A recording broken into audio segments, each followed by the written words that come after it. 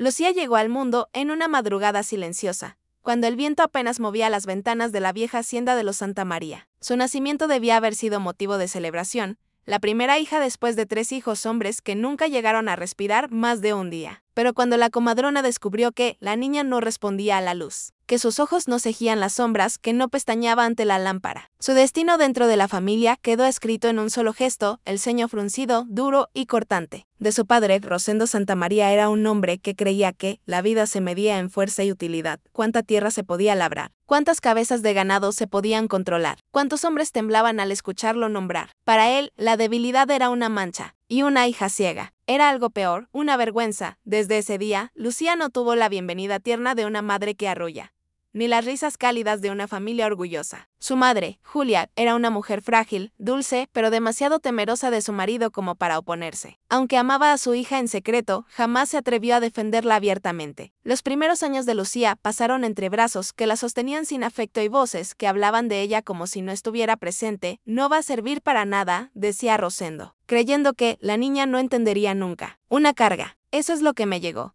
Cuando Lucía empezó a caminar, lo hacía con torpeza al principio, chocando con muebles, sintiendo la textura del suelo para orientarse. Cualquier otro padre habría celebrado su esfuerzo. Rosendo solo gruñía, impaciente. Más de una vez, la encontró tanteando las paredes para moverse por la sala y la devolvía a su habitación como si fuera una molestia imposible de tolerar. La casa se convirtió en una jaula silenciosa, mientras otras niñas de su edad corrían por los campos. Lucía aprendía a escuchar los sonidos mínimos que la mantenían conectada con el mundo, el crujido de la madera cuando alguien caminaba, el canto distante de los pájaros, el roce del viento contra los árboles que ella nunca había visto, pero que imaginaba como gigantes murmurando en voz baja. Fue una infancia sin cuentos antes de dormir, sin caricias en la mejilla, sin risas compartidas. Julia, su madre, intentaba mostrarle algo de cariño en pequeños gestos, trenzándole el cabello en secreto, cantándole bajito cuando Rosendo se iba al pueblo, dejándole un pañuelo perfumado bajo la almohada. Pero aún esos momentos eran fugaces, como chispas que se extinguen en la noche. A medida que crecía, Lucía empezó a entender el peso del silencio. Sabía cuando la ignoraban. Sabía cuando hablaban de ella como si fuera un estorbo. Sabía que su cejera era para su familia una especie de marca maldita, una cruz que nadie quería cargar. Y sin embargo, había algo en la niña que no se apagaba, una paciencia que no parecía de este mundo, una forma suave de sostener el aire, como si escuchara cosas que los demás no podían o no querían escuchar. A fuerza de vivir en la sombra, había aprendido a distinguir el alma de las personas por su voz. Y la voz de su padre, siempre que la dirigía hacia ella, era una puerta que se cerraba. El pueblo apenas sabía que la hija de los Santa María existía. Rosendo decía que no valía la pena presentarla, que esas cosas era mejor mantenerlas dentro de casa. Y así, Lucía creció como un susurro, como un secreto vergonzoso guardado entre las paredes del viejo caserón. Al final, cuando cumplió 15 años, Rosendo dejó de esforzarse siquiera en ocultar su desprecio. La veía como un gasto inútil, una boca más que alimentar, alguien que jamás aportaría un solo centavo a la hacienda. Y en su mente ya se formaba la idea que definiría el destino de Lucía: entregarla, deshacerse de ella, convertirla en moneda de pago para saldar una deuda. Con el paso de los años, la hacienda Santa María fue perdiendo el brillo que alguna vez la hizo respetada. Los campos, antes fértiles, empezaron a rendir menos. Las lluvias se volvieron caprichosas y los animales se enfermaban con frecuencia. Rosendo, terco como una mula herida, se negaba a aceptar que su manera de manejar la tierra estaba agotada. Culpaba al gobierno, a los proveedores, al clima, a todo menos a sí mismo. Las deudas comenzaron a apilarse. Primero fueron pequeñas, luego enormes. Y como todo hombre orgulloso que prefiere hundirse antes que pedir ayuda, Rosendo buscó soluciones en los lugares más oscuros. Hizo tratos con comerciantes inescrupulosos. Pidió préstamos a hombres del pueblo que disfrutaban ver a un Santa María tambalear. Y finalmente cayó en manos de un ranchero del límite norte, conocido por cobrar deudas de formas que no dejaban a nadie dormir tranquilo. Ese hombre era don Fausto Cárdenas, dueño de un rancho duro, de carácter aún más duro y fama de quedarse con todo lo que tocaba. Fausto no prestaba dinero, atrapaba gente. Y Rosendo lo sabía, pero la desesperación puede convertir a un hombre en su propia ruina. Un día sin luna, Fausto llegó a la hacienda a caballo, su silueta recortada contra la penumbra. Rosendo lo recibió en el comedor vacío, intentando ocultar el temblor en sus manos. Las conversaciones entre ellos siempre eran como un juego de cartas, donde solo uno sabía todas las reglas. Y no era Rosendo.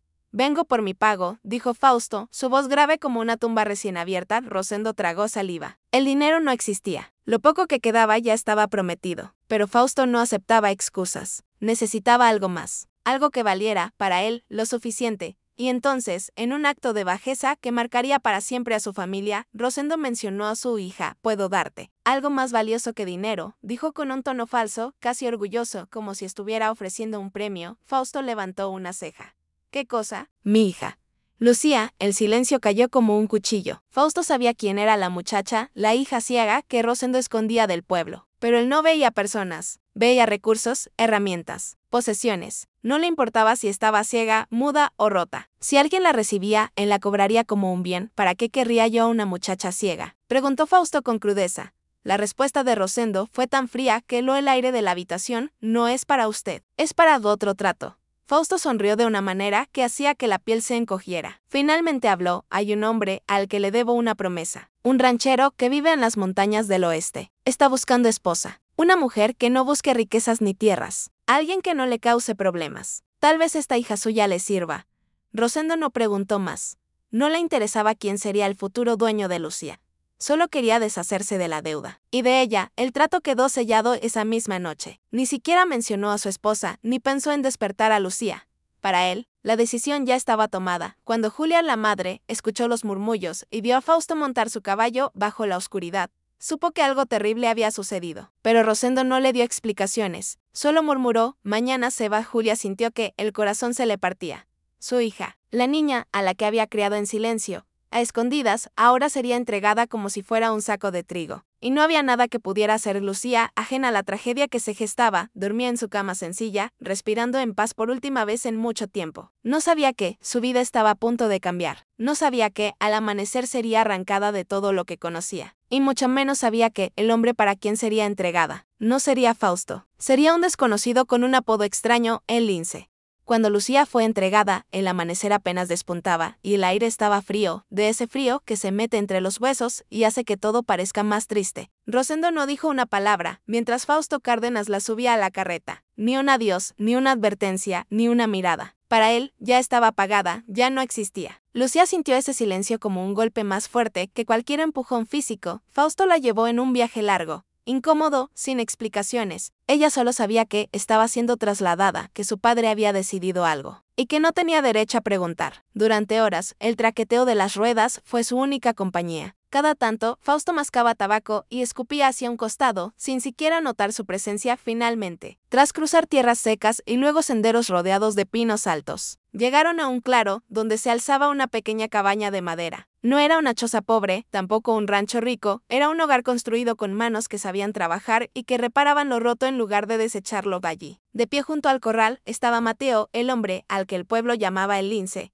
La primera impresión que Fausto tenía de Mateo era la misma que muchos en la región: un hombre silencioso, firme, con una mirada que parecía ver demasiado. Algunos decían que tenía un don para leer a la gente, otros que prefería hablar con los animales antes que con los hombres, pero todos coincidían en algo: cuando Mateo se comprometía a algo, lo cumplía. Lucía escuchó el sonido firme de las botas acercándose. No era un andar pesado como el de su padre, ni uno arrogante como el de Fausto. Era un paso seguro, sin prisa, que parecía medir la tierra antes de pisarla.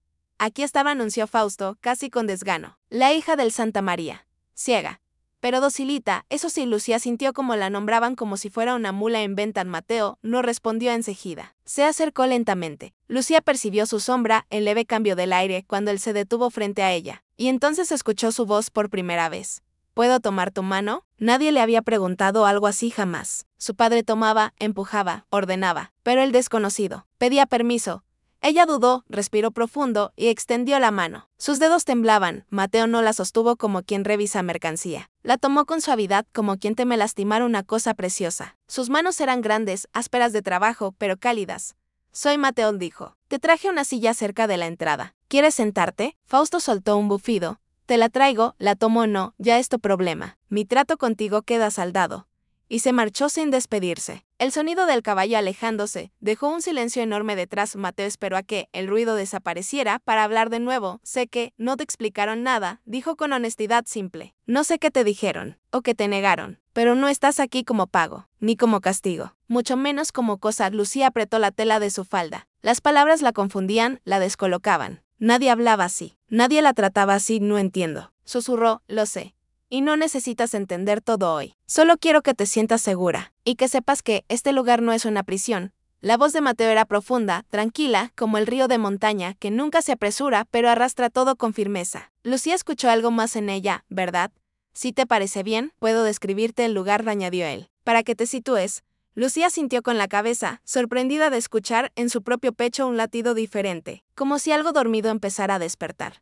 Y mientras Mateo comenzaba a describirle la luz filtrándose entre los pinos, el olor a madera recién cortada y el canto de un ave posada en el techo, Lucía sintió por primera vez en su vida una cosa extraña, hermosa y aterradora, la sensación de que alguien la veía. Aunque ella no pudiera ver, los primeros días de Lucía en el rancho de Mateo fueron un torbellino de sensaciones nuevas. No era solo el cambio de lugar, era el cambio de trato, de atmósfera, de silencios. Los silencios del rancho eran distintos, no pesaban, no juzgaban, no escondían amenazas, simplemente existían, y ella podía respirar dentro de ellos. Desde la mañana del primer día, Mateo actuó como si conocerla no fuera una carga, sino una tarea que quería hacer despacio, sin equivocarse. Lucía sintió la diferencia desde el momento en que él abrió la puerta de la cabaña y dijo: «Entra cuando quieras. Toma tu tiempo, toma tu tiempo». Era una frase que nadie le había dicho jamás. En su casa, siempre era apúrate, muévete, quédate quieta, no estorbes. Palabras rápidas, punzantes, hechas para empujarla lejos. Pero aquí todo parecía construido para no lastimar. La cabaña olía a madera fresca y a café recién hervido. Lucía caminó despacio, guiándose por los sonidos, por el aire, por los pasos suaves de Mateo que se mantenían lo suficientemente cerca para ahuyentarla, pero nunca tan cerca como para agobiarla. «A tu derecha hay una mesa», le dijo en voz calmada. «Puedo mostrarte dónde está cada cosa cuando quieras». Lucía tocó la superficie con cuidado. No estaba cubierta de objetos al azar, ni de desorden, ni de herramientas tiradas sin pensar. Mateo era un hombre práctico, sí, pero meticuloso. Todo tenía su lugar, y eso, para ella, era seguridad a la hora del desayuno. Mateo le describió cada cosa antes de dársela, la textura del pan, la tibieza del tazón, el olor de la sopa ligera que había preparado. «Si no te gusta algo, me lo dices». «No te preocupes», le aseguró. Lucía casi soltó una risa incrédula. Decir si algo no le gustaba, ella, opinar, era una libertad tan nueva que ni siquiera sabía cómo se sentía. Ese día, mientras ella descansaba en la silla, cerca de la ventana, escuchó el sonido de un caballo acercándose. Era un galope tranquilo, no de urgencia. Segundos después, un hombre llamó desde afuera: «Mateo, ¿todo bien, compadre?». Lucía reconoció la voz, era cálida, amistosa. Un vecino, quizá. Mateo salió un momento a hablar con él. La conversación fue corta. «Pero Clara, dicen en el pueblo que trajiste esposa», dijo el vecino, entre curioso y sorprendido.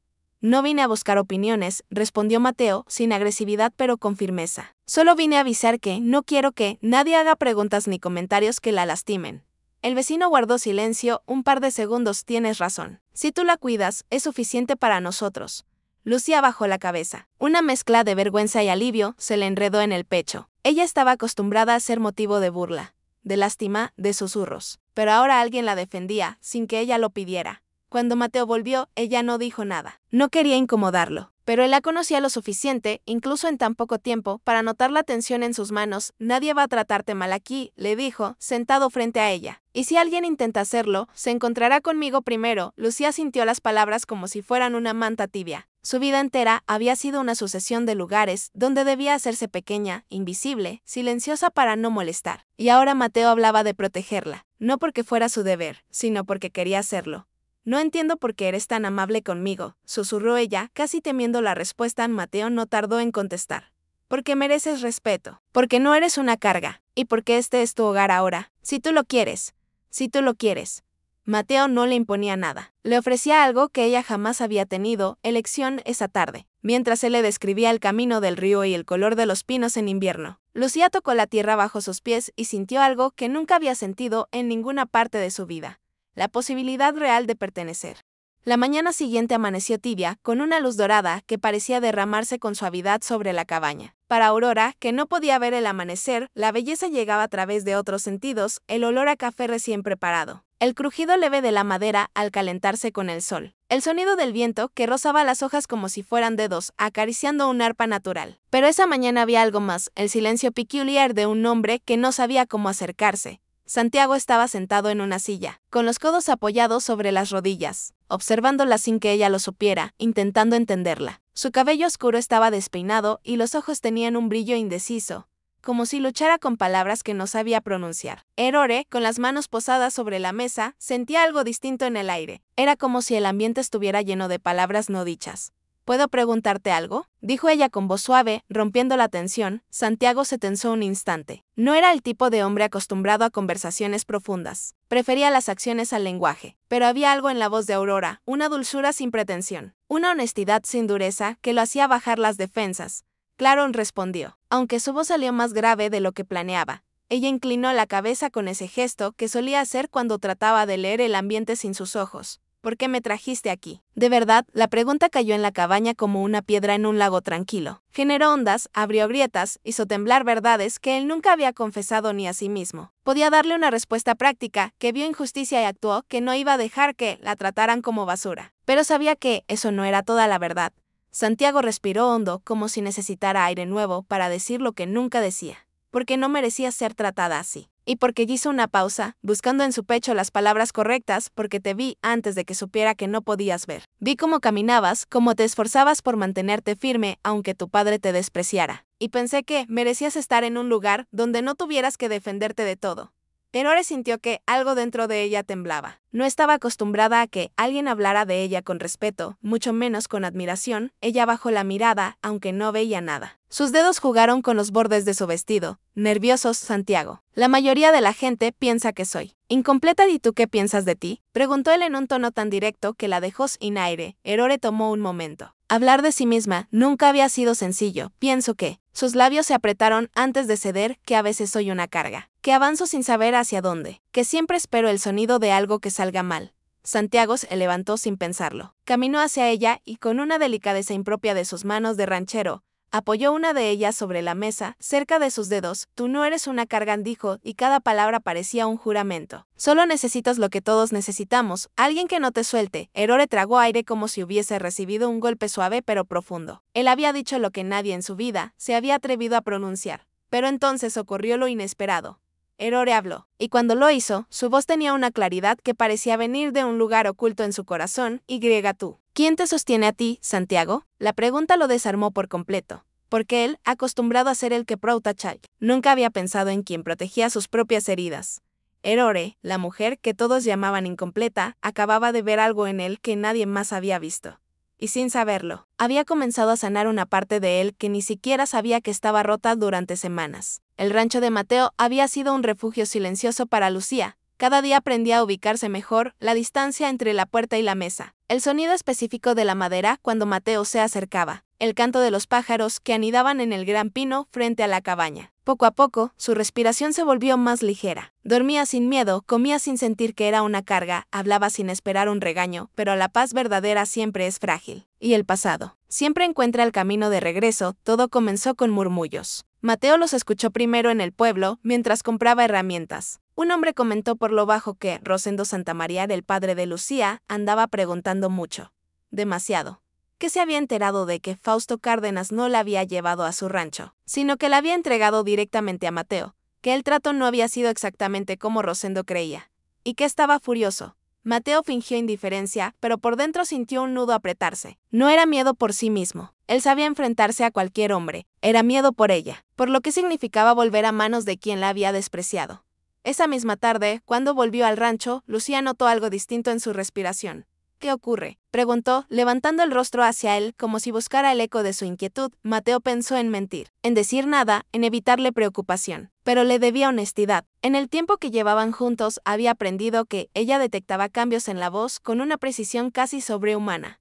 Tu padre anda preguntando por ti, murmuró, y no con buenas intenciones. Lucía se quedó inmóvil, como si la noticia la hubiera convertido en piedra. Sus dedos se cerraron alrededor del borde de la mesa. Él, ¿quiere llevarme de vuelta?, logró preguntar. No lo sé, respondió Mateo. Pero no permitiré que nadie te trate como hacían en esa casa. Lucía no habló. Solo respiró hondo, como si el pasado hubiera abierto una puerta que llevaba años cerrada. Y ahora la oscuridad volvía a entrar. 2 días después, el ambiente se volvió más tenso. Toro, el caballo de Mateo, empezó a inquietarse durante las noches, pateando el suelo y bufando hacia la distancia. Los perros ladraban a la nada. Y cada amanecer, Mateo encontraba huellas de caballos en el camino que llevaba a la montaña. No eran de él. No eran de ningún vecino, y venían en dirección a la cabaña.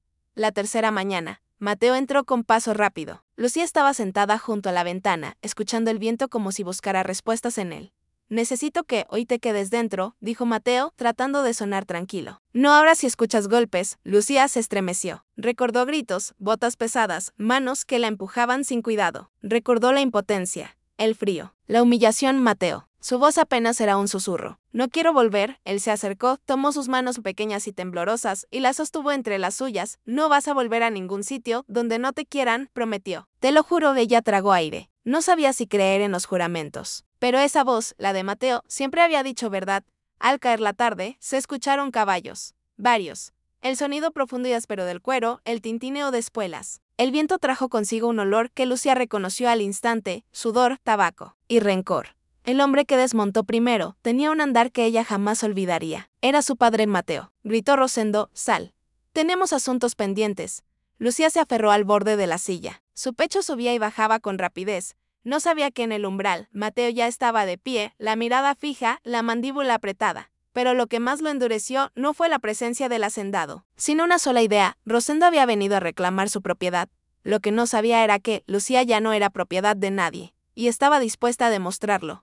El aire alrededor del rancho parecía haberse vuelto más denso, como si incluso la montaña contuviera la respiración. Afuera, los caballos de Rosendo resoplaron impacientes, golpeando la tierra seca con cascos inquietos. Dentro de la cabaña, Lucía permanecía de pie, aferrándose al respaldo de la silla para mantenerse firme, aunque sus piernas temblaban bajo el peso del miedo. Quédate aquí, le había dicho Mateo. Pero ella sentía que quedarse detrás de una puerta la convertía en lo que su padre siempre creyó: débil. Silenciosa, pasiva, Mateo salió primero, cerrando la puerta con suavidad, no con brusquedad, no como quien encierra, sino como quien protege. Lucía escuchó los pasos de su padre acercándose. Duros, pesados, cargados de ira. Incluso sin verlo, podía sentir esa presencia que había ensombrecido toda su vida. ¿Vienes a esconderla?, acusó Rosendo. ¿Desde cuándo te dedicas a coleccionar inválidos? Mateo no respondió al insulto. Su voz, cuando habló, fue firme como un tronco viejo. Lucía no es una inválida, y mucho menos es tuya. Esa frase cayó como un disparo. Lucía, desde dentro, sintió como el aire se le escapaba del pecho. Jamás nadie había desafiado así a su padre, y mucho menos por ella. Cuidado con tus palabras, gruñó Rosendo. Esa muchacha es mi sangre, y se la llevaron sin mi permiso. Tú la entregaste, respondió Mateo, como si fuera un saco de maíz. No tienes derecho a reclamarla ahora. Rosendo escupió en el suelo. Me engañaron. Ese Cárdenas me dijo que iría a manos de un hombre de mi confianza, no de un pobre diablo que vive en una choza. No soy tu problema ni tu comparación, replicó Mateo, y no voy a devolverte a alguien que trataste como basura. Lucía llevó una mano a su pecho. Sentía algo arder ahí dentro. Miedo, sí, pero también otra cosa: rabia, valentía, dignidad que jamás había tenido oportunidad de mostrar afuera. Los hombres de Rosendo murmuraban como perros listos para atacar si su amo lo ordenaba. La tensión subía como el calor en un hierro al fuego. Entonces ocurrió. Lucía soltó la silla. Sus pies encontraron el camino casi solos, guiados por el sonido del conflicto. Extendió las manos hasta tocar la puerta. No sabía si podía hacerlo. Su cuerpo temblaba, pero había algo que la empujaba hacia adelante, la necesidad de no esconderse. Nunca más abrió la puerta. El silencio que siguió fue brutal. Rosendo giró la cabeza al escucharla, sorprendido de verla salir. Mateo dio un paso hacia ella, instintivamente, como si temiera que alguien la tocara.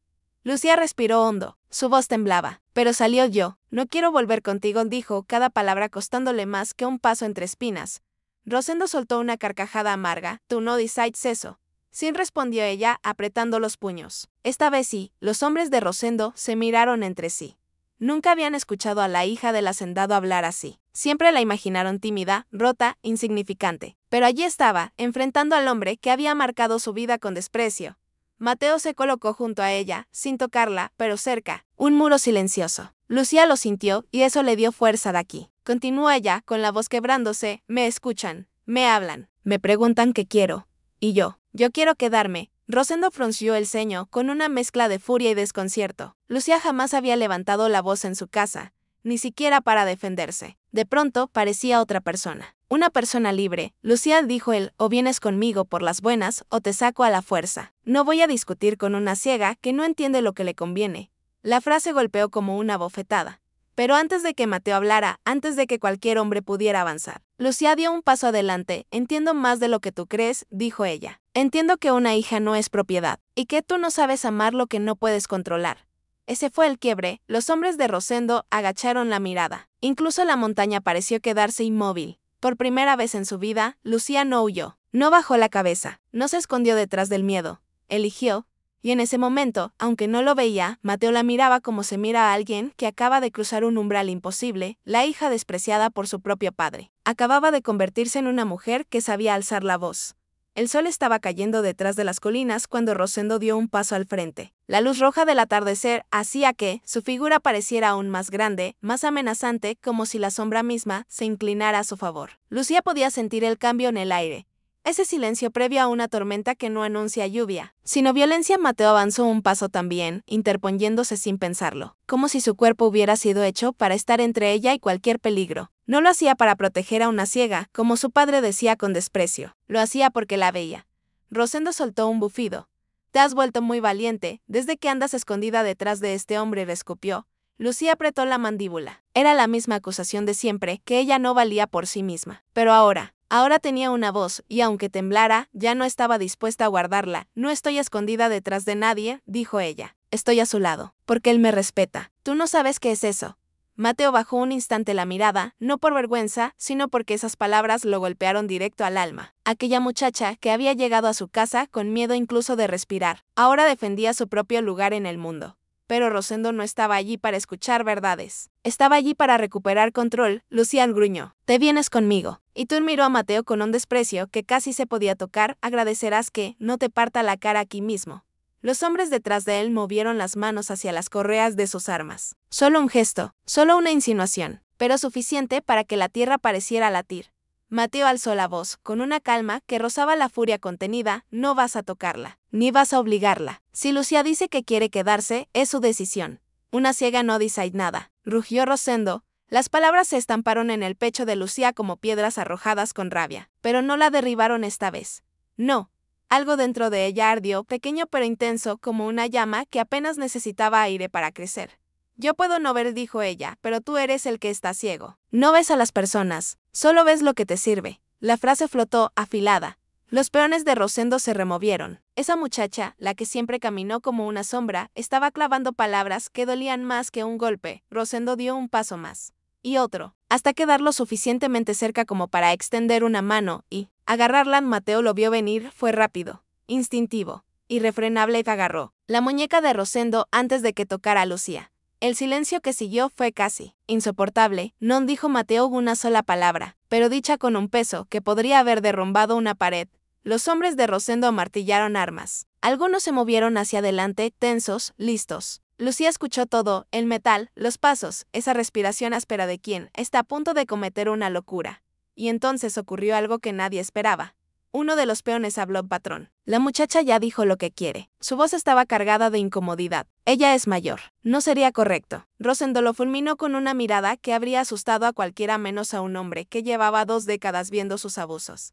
¿Qué dijiste? Nada, balbuceó el peón. Pero la duda ya estaba sembrada. Rosendo retrocedió un paso, frustrado, hirviendo de ira. No podía arriesgarse a un enfrentamiento con testigos que ya no estaban tan de su lado. Podía perder más que a su hija. Podía perder autoridad. Y ese era un precio que jamás pagaría. Esto no queda aquí, advirtió. Te voy a quitar todo lo que crees haber ganado. Y a ti, señaló a Lucía, te vas a arrepentir de desafiarme. Lucía se mantuvo firme, aunque su corazón latiera como si quisiera escapar por su garganta. No más que de haber sido tu hija, susurró. Rosendo montó su caballo sin responder, y sus hombres, cabizbajos, lo siguieron, cuando el último eco se apagó entre los cerros. Lucía sintió que las piernas por fin dejaban de sostenerla. Mateo la sostuvo antes de que cayera. Lo hiciste, dijo él en voz baja. No, susurró ella. Lo hicimos. Esa noche, ninguno de los dos durmió, porque aunque Rosendo se había ido, su amenaza se había quedado. La noche cayó sobre el rancho como un telón demasiado pesado. El silencio no era paz, era el silencio tenso de un animal que escucha acechadores entre los arbustos. Cada sombra parecía más larga, cada crujido más sospechoso. Lucía no podía verlos, pero los presentía. Su oído fino captaba hasta el roce del viento contra las hojas, y aún así, no lograba calmar su corazón. Mateo, en cambio, no se permitía mostrar miedo. Se movía como un hombre que carga algo más que responsabilidad, como alguien que teme perder lo único verdaderamente valioso que tenía. Revisó las entradas, aseguró ventanas, dejó herramientas cerca por si acaso. No armas. Mateo nunca fue de hierro ni pólvora. Era de manos y de corazón, pero incluso un hombre pacífico sabe cuando el mundo viene por él. Lucía estaba sentada cerca del fuego, con los dedos entrelazados sobre las rodillas. La cabaña olía a madera caliente y pan recién hecho, pero su mente estaba en otra parte, en la amenaza que su padre había lanzado antes de marcharse. No voy a dejar que te haga daño, dijo Mateo, rompiendo el silencio como quien parte una rama seca.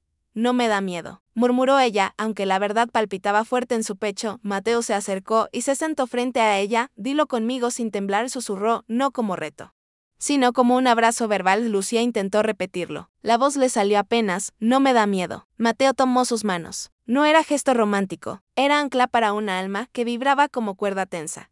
No estás sola, dijo. Eso cambia todo. Lucía tragó saliva. Nunca había tenido a alguien que se quedara, que no la soltara, ni en momentos oscuros, ni en momentos incómodos. En su casa, el miedo se vivía en silencio. En esta, se compartía. Pero la calma duró poco. Un golpe seco en la puerta hizo que ambos se pusieran de pie. Mateo reaccionó primero, colocándose delante de Lucía como si su cuerpo fuera un muro contra el mundo. Pero al abrir la puerta, lo que encontró no fue a Rosendo, sino a don Eusebio, el viejo vecino, un hombre curtido por los años y por la vida en el campo. Muchacho, dijo jadeando, Rosendo no está esperando, está actuando. Mateo sintió que el aire se volvía más pesado. ¿Qué hizo? Eusebio tardó un segundo, como si le doliera decirlo. Fue a la alcaldía esta tarde. Movió influencias, habló de tratos ilegales. Te quiere levantar cargos para quitarte la casa. Lucía sintió un escalofrío. No necesitaba detalles para entender lo que eso significaba. Su padre no venía a recuperarla, venía a destruir al hombre que se la había ganado. Mateo frunció el ceño, pero no por miedo, sino por indignación. ¿Por qué haría eso? Preguntó. Eusebio lo miró con algo parecido a compasión.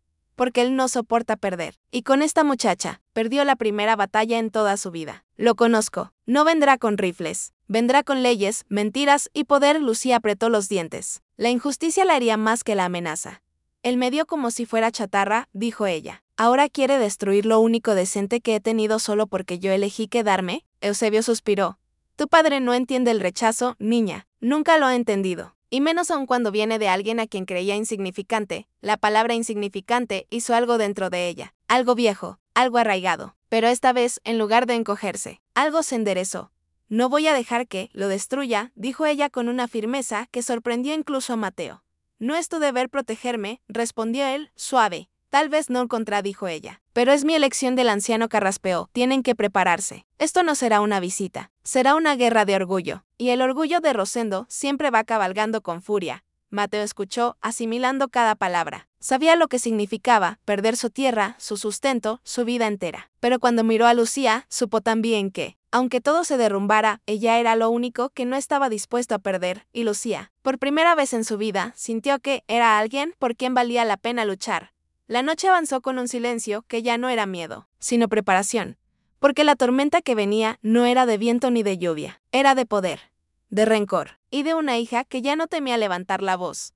Al amanecer, el rancho estaba inquieto. El cielo aún no se había teñido de azul por completo y ya se escuchaban voces en el camino. No eran gritos ni amenazas, pero tampoco eran sonidos de paz. Eran voces oficiales, caballos, botas, papeles, autoridad. Lucía y Mateo salieron juntos, hombro con hombro, cuando vieron acercarse a 3 hombres enviados por la alcaldía local. Uno de ellos, el secretario del alcalde, llevaba un documento en la mano. Y detrás, como siempre que algo turbio pasaba en ese pueblo, estaba Rosendo, callado, observando, midiendo el terreno como un depredador, midiendo la debilidad de su presa. Lucía lo sintió sin verlo. El aire cambiaba cuando su padre estaba cerca. Se volvía más tenso, como si la sombra del hombre fuera demasiado grande para ignorarla. Mateo Rivera llamó al secretario. Tenemos aquí una denuncia por apropiación indebida de persona y coacción contra la familia Montiel. Se le solicita entregar de inmediato a la señorita Lucía Montiel y presentarse ante la alcaldía para dar declaración. Rosendo sonrió de medio lado, convencido de que ya había ganado. Esa sonrisa le heló el alma a Lucía más que cualquier amenaza directa. Mateo dio un paso adelante. Lucía no es propiedad de nadie, dijo. Se fue de su casa porque así lo quiso. Eso tendrá que demostrarse, respondió el secretario, sin malicia, pero sin fuerza, para oponerse a la influencia de Rosendo. Si ella no puede declarar por sí misma. ¿Por qué no puedo? Interrumpió Lucía. El secretario dudó, confundido, como si no esperara que ella hablara. Rosendo aprovechó. Porque está manipulada, le escupió. Ciega, débil y sin criterio. Ese hombre la enredó para quedarse con tierras que no le corresponden. Lucía cerró los puños. Cada palabra era un eco de la infancia que había sufrido bajo ese mismo tono. Pero esta vez no era una niña, y esta vez no estaba sola. Extendió la mano, buscando el brazo de Mateo. Él dio un paso adelante. Señor secretario, dijo ella, con una voz que no necesitó gritar para hacerse fuerte. Estoy aquí por voluntad propia. Nadie me obligó a nada. Yo tomé mi decisión. El secretario abrió la boca, sorprendido. No por la declaración, sino por la firmeza. Lucía, gruñó Rosendo, cállate. No sabes lo que dices. Ella elevó el rostro, sin miedo. Lo sé mejor que tú. Toda mi vida lo supe. Lo que pasa es que nunca me dejaste hablar. Hubo un murmullo entre los hombres presentes. Los trabajadores del campo, los vecinos, incluso los funcionarios. Todos habían escuchado rumores sobre el trato que Rosendo daba a su hija, pero nunca habían presenciado una confrontación directa. Y ahora, la muchacha insignificante estaba desmontando el poder del hacendado con palabras que nacían de heridas profundas. Lucía respiró hondo y continuó. Hazme un favor, dijo al secretario. Pregúntame tú misma qué quiero. Eso es todo. El hombre tragó saliva, nervioso. Miró a Rosendo, luego a Mateo. Y al final, a ella. Muy bien. Señorita Lucía Montiel, ¿qué desea usted? Hubo un silencio que pareció eterno. Lucía apretó más fuerte la mano de Mateo. Quedarme con mi esposo. Quedarme con quien me respetó cuando mi propio padre me trató como basura.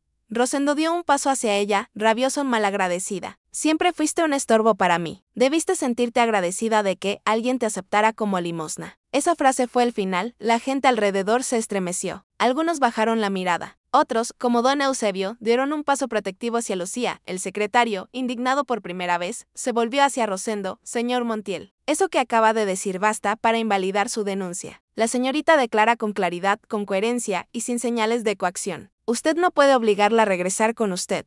Rosendo se puso rojo, furioso, derrotado. Por su propia lengua, Lucía soltó un suspiro que llevaba años atorado dentro de ella. Mateo la abrazó por los hombros. No como rescate, como celebración silenciosa.